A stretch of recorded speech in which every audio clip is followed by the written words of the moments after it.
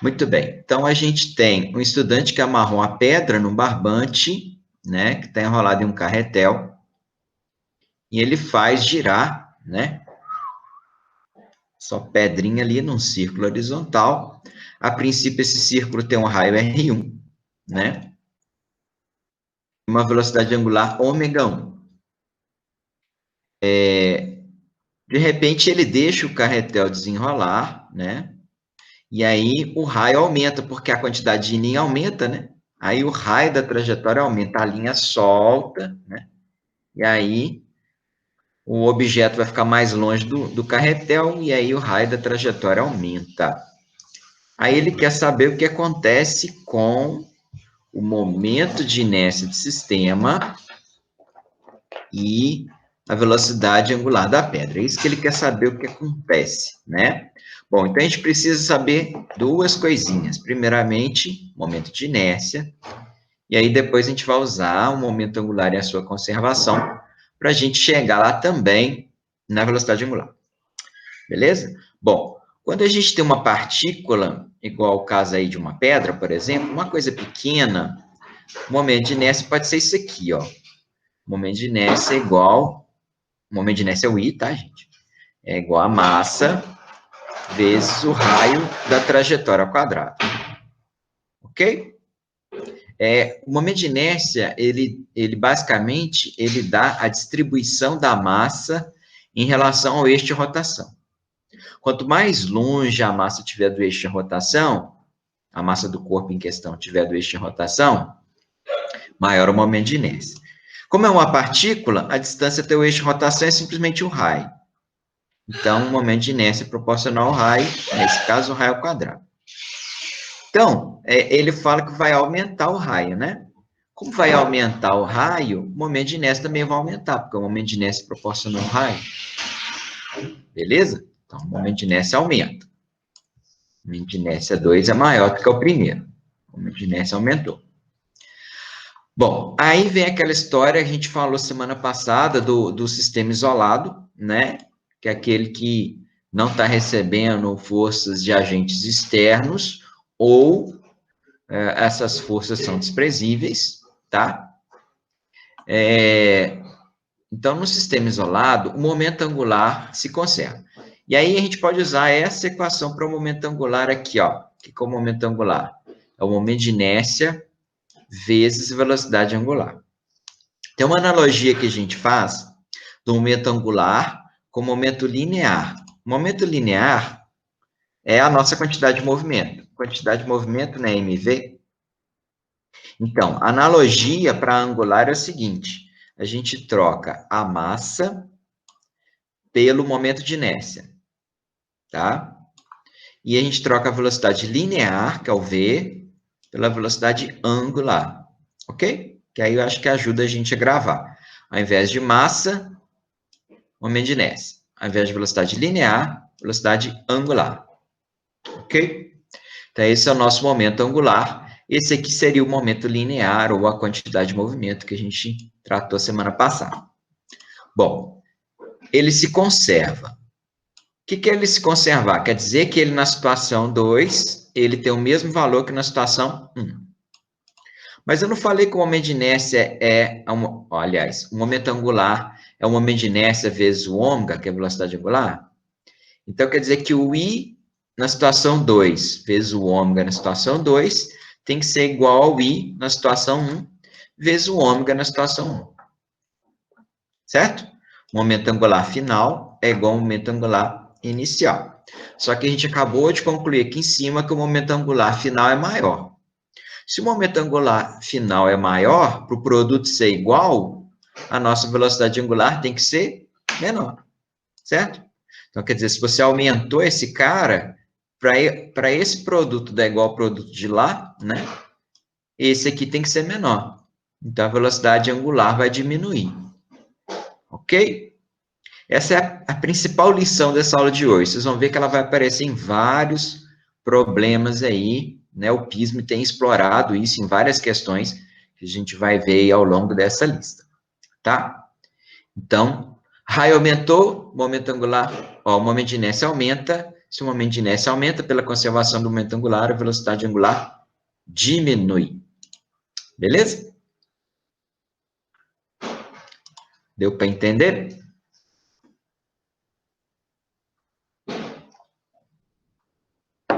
É uma ideia muito simples, que a gente vai ver vários exemplos aí. Tem um exemplo da bailarina, que eu não vou adiantar não, porque nós vamos chegar lá.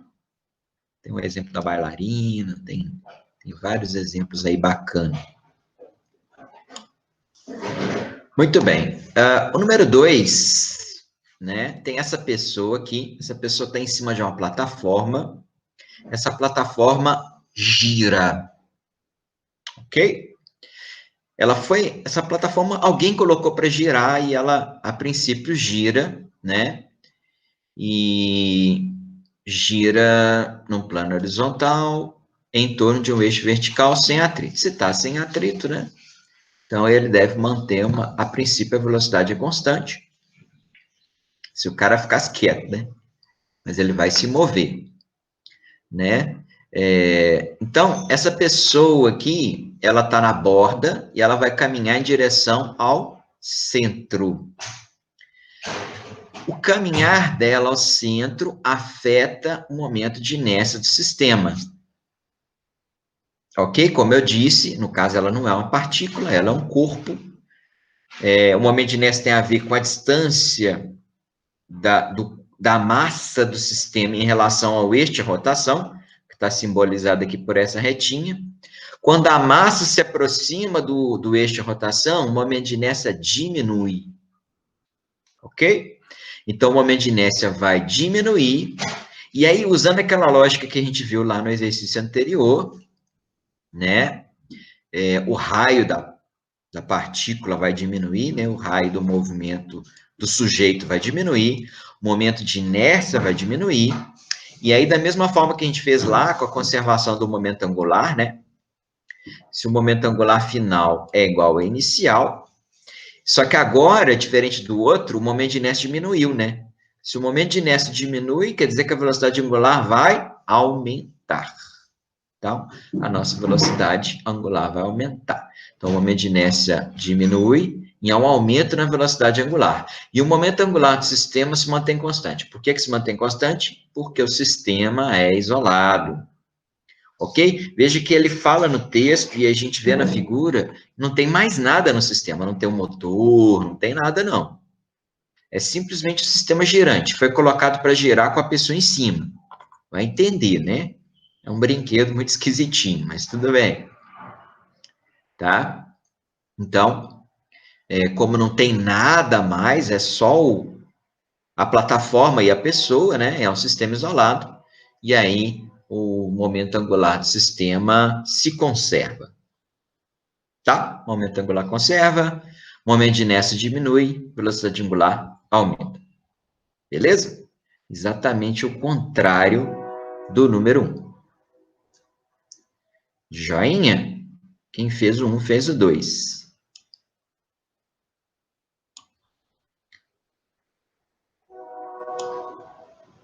Muito bem. Agora o 3, não, o 3 já é um bocadinho diferente, tá? O 3 é outra história. Porque ele vai explicar, né, ou vai querer que você explique. Eu acho que quem anda de bicicleta já deve ter percebido isso. Não sei se tem alguém que já anda de moto, não deveria, né? Mas às vezes é moto de trilha, coisa e tal, né? Mas bicicleta dá para perceber, né? Que quando você está muito rápido, você quer fazer uma curva. Normalmente, quando você quer fazer uma curva, você tomba o corpo para o lado, né? Para o lado da curva que você quer fazer, né? Ok? Então, o centro da curva aqui no caso, tá aqui, ó. Até coloquei o R aqui indicando. Esse R está mostrando o centro da curva, tá? É o que a gente chama de vetor posição em relação ao centro da curva. É a nossa direção radial. Então, o centro da curva está cá, tá aqui. Então, no caso, ele está fazendo uma curva que, para a gente que olha da tela, parece que é para a esquerda, mas para ele é para a direita, né? Então, aí ele dá aquela tombadinha para a direita dele, que é a nossa esquerda, e aí ele consegue fazer a curva mesmo sem virar o guidão. Ok? Imagino que vocês já passaram por isso, quem anda de bicicleta aí Já passaram isso. É. Já caiu, né? Mas de moto ou de bicicleta? Não pode tombar demais também, não. Se tombar demais, cai. Né? Bicicleta, né? Ah, muito bem. Porque de moto é muito pior, né? Mas se a gente, eu não sei se vocês já viram corrida de moto, velocidade, é impressionante o tanto que eles tombam a moto, né? O joelho do sujeito quase encosta no chão, né? Porque eles querem perder pouca velocidade para fazer a curva. Então isso é importantíssimo para eles. Muito bem. Aí eu coloquei dois vetores importantes aqui, além do vetor momento angular, que está aqui, é o L, está no eixo da roda aqui, né? Eu coloquei mais dois outros vetores importantes aqui, que vão nos ajudar. O R, que aponta ao centro da curva, tá? Ele sai do corpo e vai em direção ao centro da curva. E o F, que F é esse? Eu coloquei F para ficar mais genérico, né? Para ficar força, para vocês entenderem que é uma força, mas na verdade é o peso. É o peso do sujeito, porque na hora que ele tomba a moto, a normal não mais equilibra o peso. Quando ele está na posição normal, né? A moto está na vertical, né? Aí a normal para cima equilibra o peso, para baixo fica tudo bem. Mas na hora que ele tomba, a normal tomba junto. A normal, que eu não desenhei, ficaria que assim, né? Ó, perpendicular à moto. Né? Saindo da moto aqui, perpendicular. Agora o peso não, o peso é sempre vertical. Então esse peso agora, que pode ser decomposto na componente perpendicular e numa tangencial ao movimento, mas isso não vem ao caso. Mas o fato é que o peso agora, ele vai gerar um torque que tende a fazer o corpo girar, né, no caso para a nossa esquerda ou para a direita do motociclista. Ok? Então, é o torque promovido pela força peso, devido ao tombamento, né, da moto. Se tombar demais, o torque é muito grande e a moto cai. Então, tem que tombar um certo tanto. Esse tanto também varia de acordo com a velocidade, porque ele está relacionado ao momento angular. O momento angular depende da velocidade, né? Tem que tombar um certo tanto para o torque desejado produzir a curva desejada. É esse torque que está para o lado é que vai fazer a moto girar, a moto fazer a curva. Ok? Bom, e aí eu vou ensinar para vocês uma regra, eu não sei se vocês chegaram a ver isso lá no vídeo, acho que não tem, que é uma regra que a gente costuma chamar de regra do saca-rolha. A gente chama na física de regra de saca-rolha. Vou mostrar para vocês como é que é. O torque, ele é dado pelo momento, pelo produto vetorial, tá? Do vetor R com o vetor F, tá? Eu não vou ensinar vocês a fazerem produto vetorial, calcularem, não é importante. Vocês viram que essas questões elas estão muito mais teóricas do que cálculo, né? O PISM está assim, tá, gente? Isso não sou eu, não. É o PISM que colocou dessa forma. Ainda bem, porque se fosse colocar cálculo, a coisa ia ficar bem mais complicada. Bom, então, eu vou ensinar para vocês agora a fazer esse produto vetorial. O que você vai fazer? Estica a mão, tá? Coloca a sua mão aberta na direção do vetor R. Estão vendo aí a minha mão? Então, né? Então, coloca a mão na direção do vetor R. Sempre na direção do vetor R. Por isso que eu desenhei ele aí, tá? De propósito. Ok? Estão vendo aqui, ó? Então, mão aberta, apontando para o vetor R. Beleza? Aberta dessa forma, né? Não é assim, não, tá? É assim. Por quê? Por que eu coloco assim? Porque eu já estou mirando o vetor F, na verdade. O que eu vou fazer agora? Agora eu vou dobrar a mão, vou fechar a mão para o lado do vetor F. Tá vendo? O vetor F não está embaixo do R. Então, eu estou com a mão assim, aí eu pego e viro para baixo, o vetor F está embaixo, beleza? Por isso que eu não coloquei a mão assim, ou assim. Porque como é que eu ia fechar a mão para o lado do vetor F? Não tem jeito, né? Então, por isso que eu coloquei ela assim, tá? Então, eu coloquei a mão assim, no sentido vetor R. Aí, eu fecho a mão para o lado do vetor F. E o polegar, tá vendo meu polegar aqui? O polegar, ele mostra o sentido do vetor torque. Então, o torque, ele vai vir aqui nesse sentido. Ok? Deu para entender? Então, esse é o torque, ó. Então, vetor R, fecha a mão no sentido vetor F, e o torque é dado pelo polegar. Polegar. Que no caso aqui, ele está apontando para mim. O que significa esse apontando para mim aqui, ó? Ó? Significa, é como se o vetor estivesse saindo na minha direção.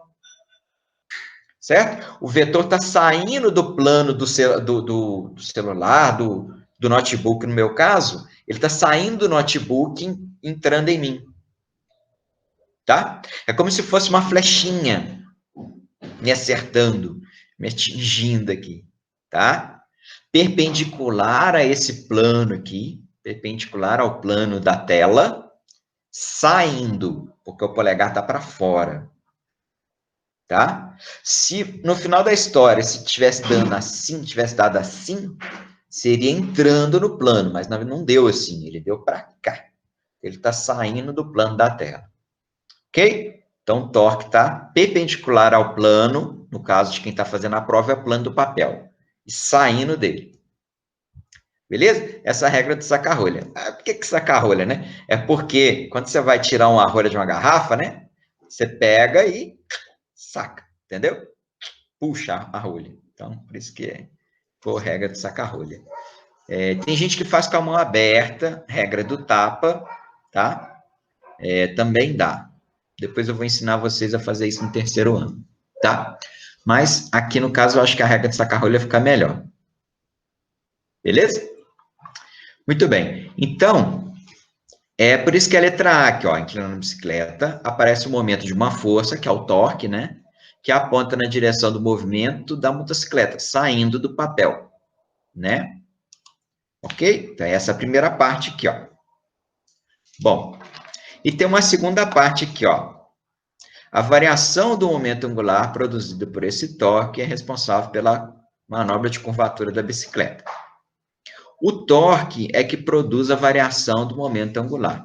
Lembra que a força produzia, através do impulso, produzia a variação do momento linear, produzia a variação da quantidade de movimento?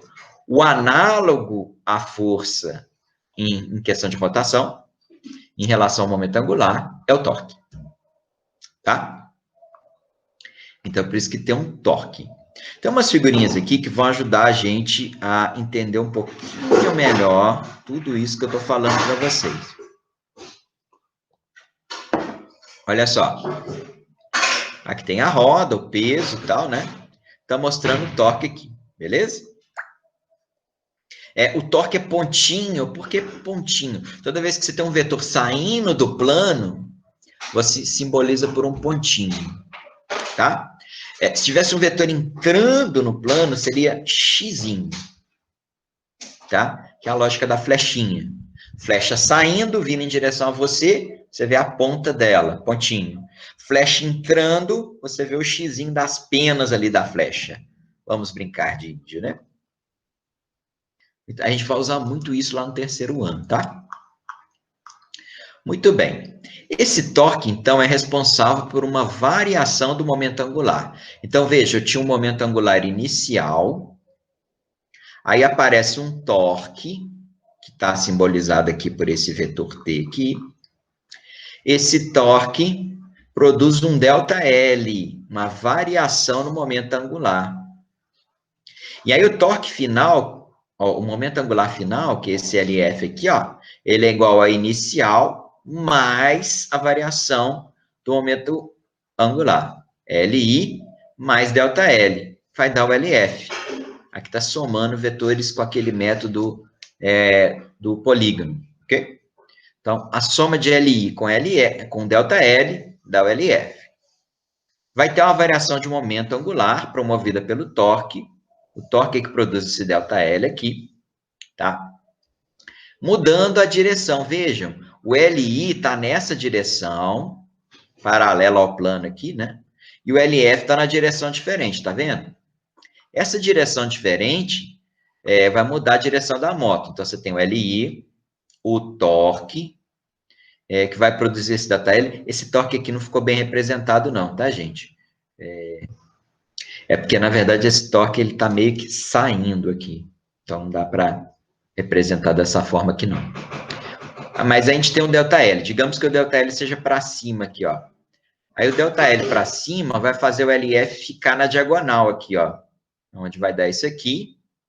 Só que a moto, ela acompanha o momento angular. Se o momento angular gira, a moto também gira, tá? Então, é por isso que a roda da moto gira, tá?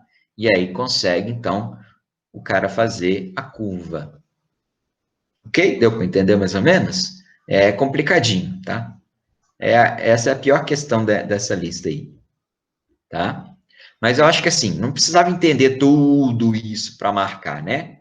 Tinha que saber a regrinha da saca-rolha, né? E saber que o torque produz uma variação do momento angular.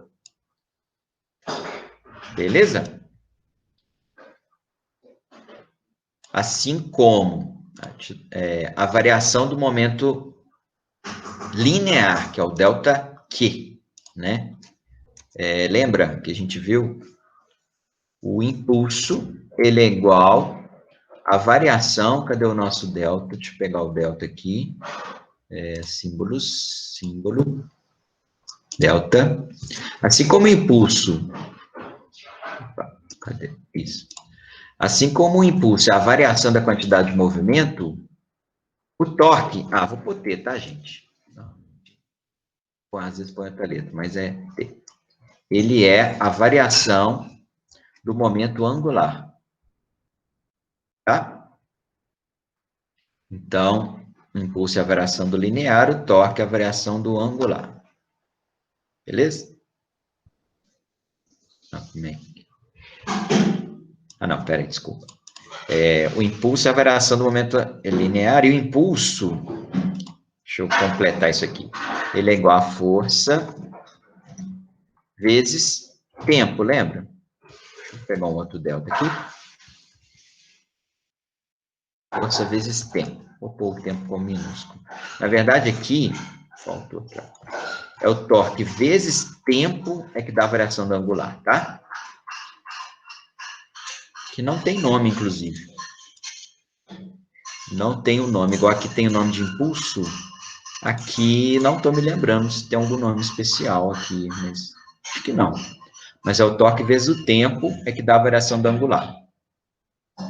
Beleza? Não que vocês vão usar isso, mas é só para fazer a analogia. Ó. O F, ele faz o mesmo papel do torque para o momento angular.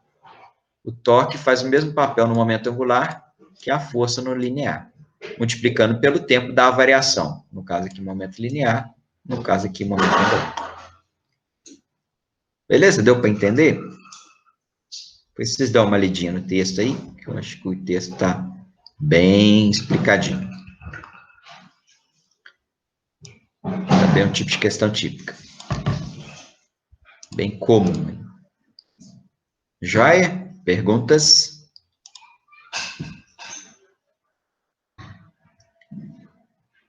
Sim, O torque é que faz girar, né? O torque, lembra? Torque, não sei se vocês lembram, a gente chamou de outro nome quando a gente estudou. A gente chamou de momento de uma força.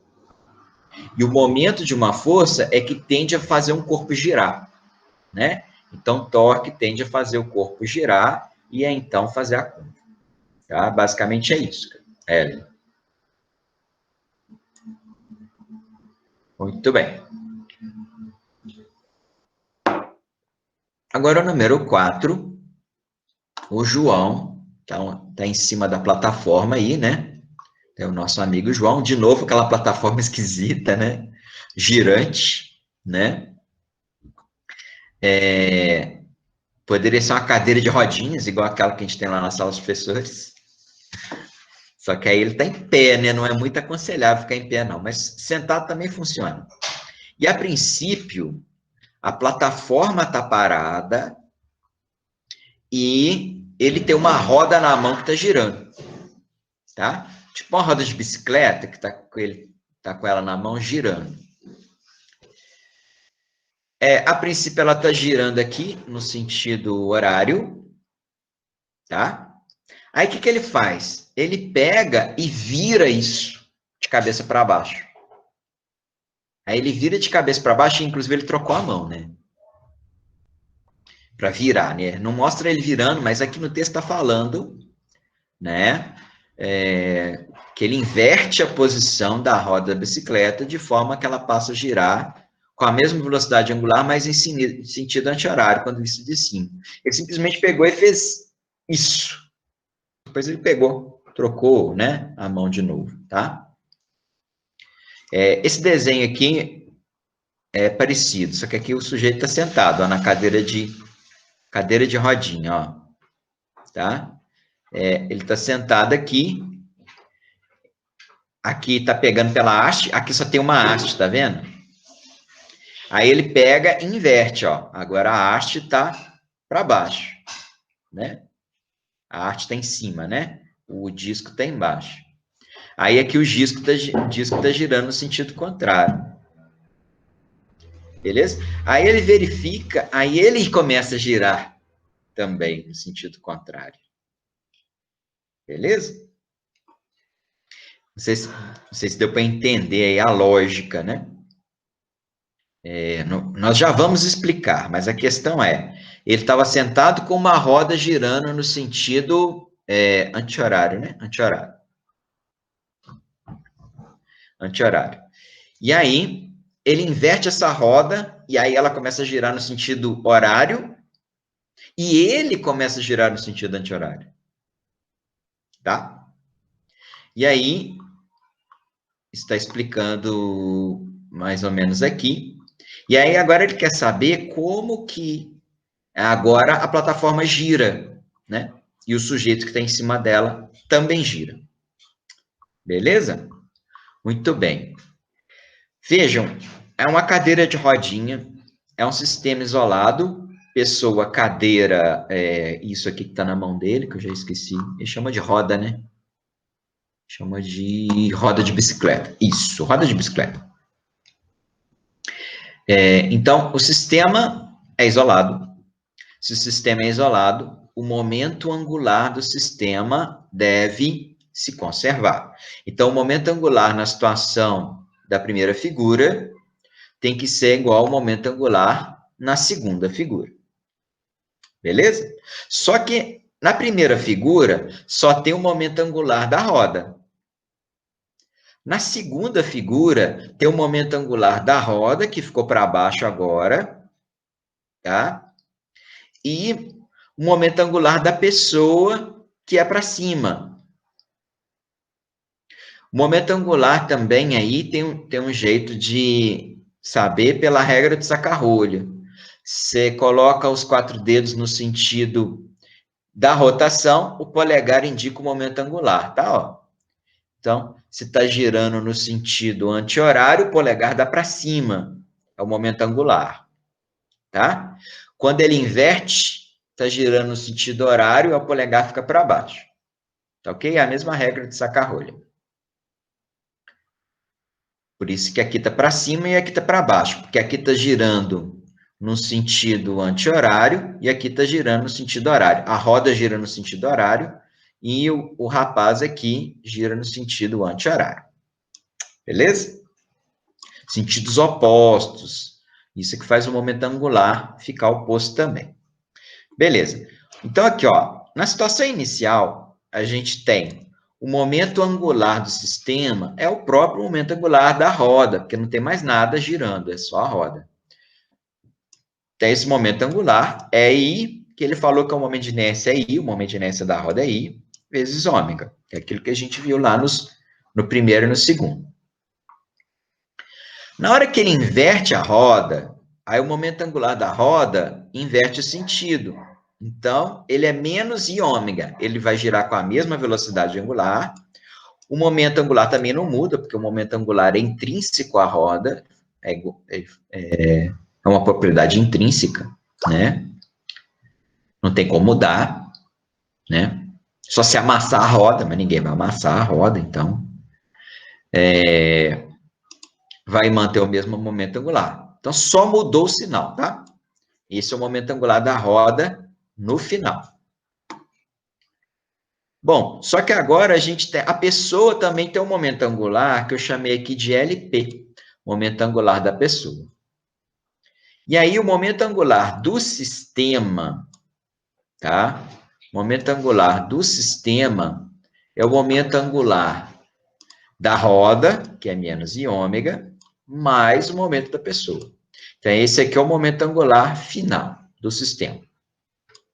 Só que aí é aquela história. Como o sistema é isolado, o momento angular final é igual ao momento angular inicial.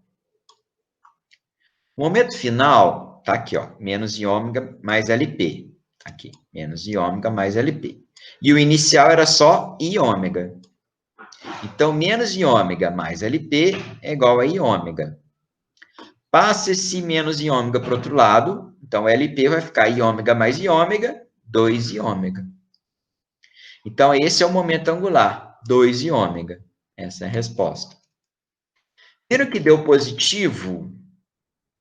Qual que a gente colocou como positivo? O positivo era o inicial, né? Era inicial. Então, em qual sentido que ele estava no início? Lembra? Qual que ele estava no início? Estava no sentido horário, inicialmente.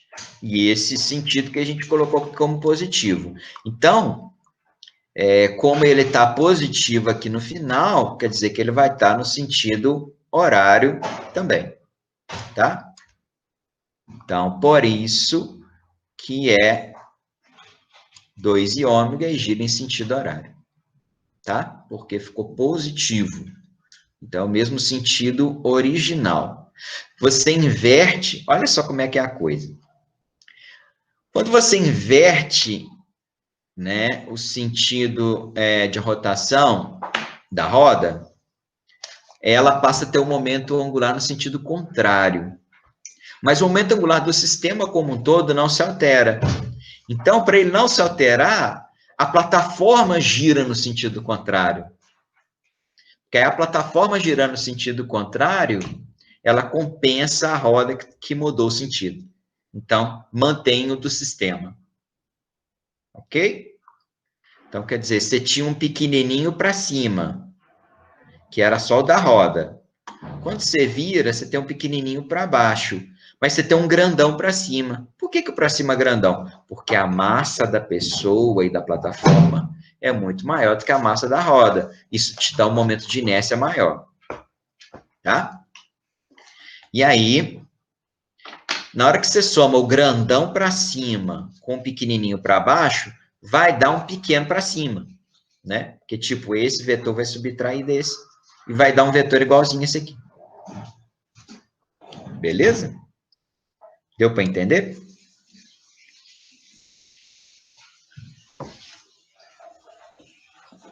Joinha?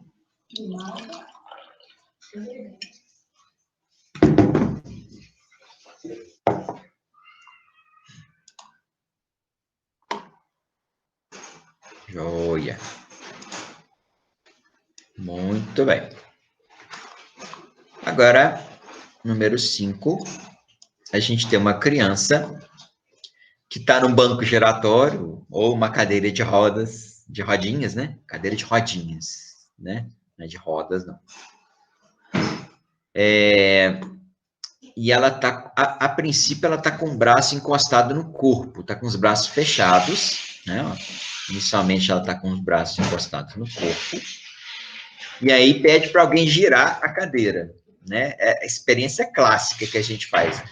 Depois dessa, vocês vão até querer fazer isso na sala dos professores, né? Muito cuidado.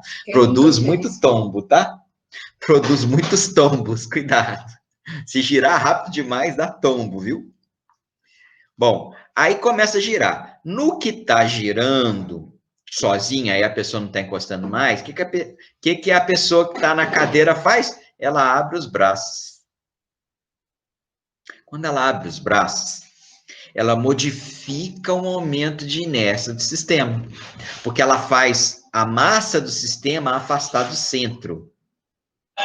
Principalmente, não foi o caso desse problema não, mas principalmente quando ela está segurando uns pesos, igual essa figurinha aqui, ó, que eu coloquei aqui, ó, que tá lá naquele material que eu mandei para vocês. Você vê que é uma questão clássica, né? Ela tá com os pesos presos próximo ao corpo, né? E de repente ela afasta esses pesos do corpo, né? Quando ela afasta esses pesos do corpo, então ela aumenta a distância da massa até o eixo de rotação, que é o R aqui. Então ela aumenta o momento de inércia do sistema. Ok?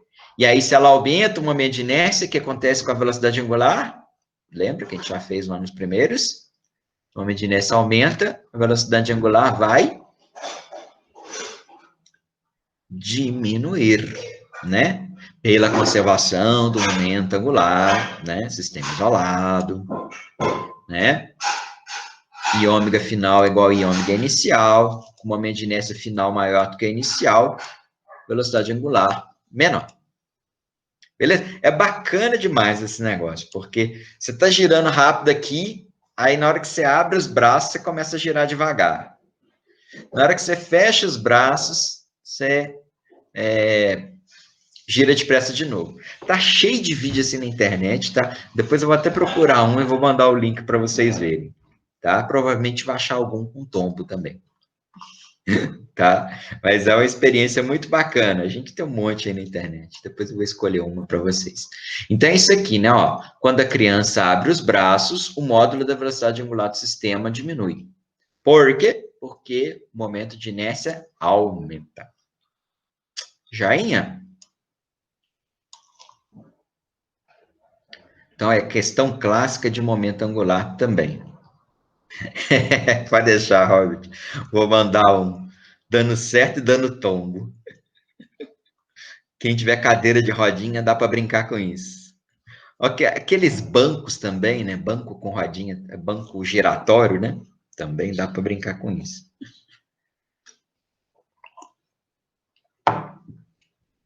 Beleza. Muito bem. O número 6, em homenagem às nossas queridas bailarinas, né?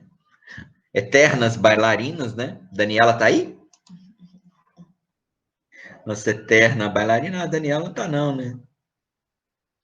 Daniela furou hoje. Mas, em homenagem a ela e a uma bailarina que está aqui do meu lado, apesar de não estar em atividade atualmente, as bailarinas girando também é uma coisa muito bonita de se ver. A bailarina inicialmente gira com os braços abertos, aí ela gira lentamente, né? Aqui, detalhe, ela tá num patins, né? Por causa da questão do atrito, né, gente? Tá? Questão do atrito, por isso que com patins dá mais certo. E, de repente, ela encolhe os braços, né? Ela encolhe os braços. Aí, no que ela encolhe os braços, aquela história que eu falei no outro. Só que é o inverso, né? Você encolher os braços, você diminui o momento de inércia, né?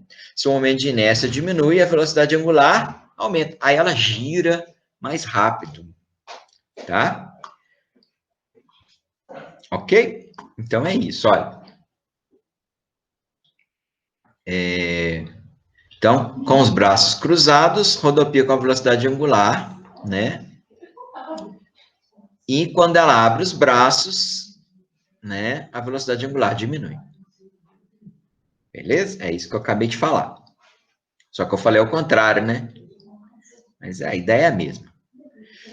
Abrir os braços, velocidade angular pequena, porque o momento de inércia é grande. Fechou os braços, velocidade angular grande, porque o momento de inércia é pequeno, tá? Muito bem. Então, notem o seguinte.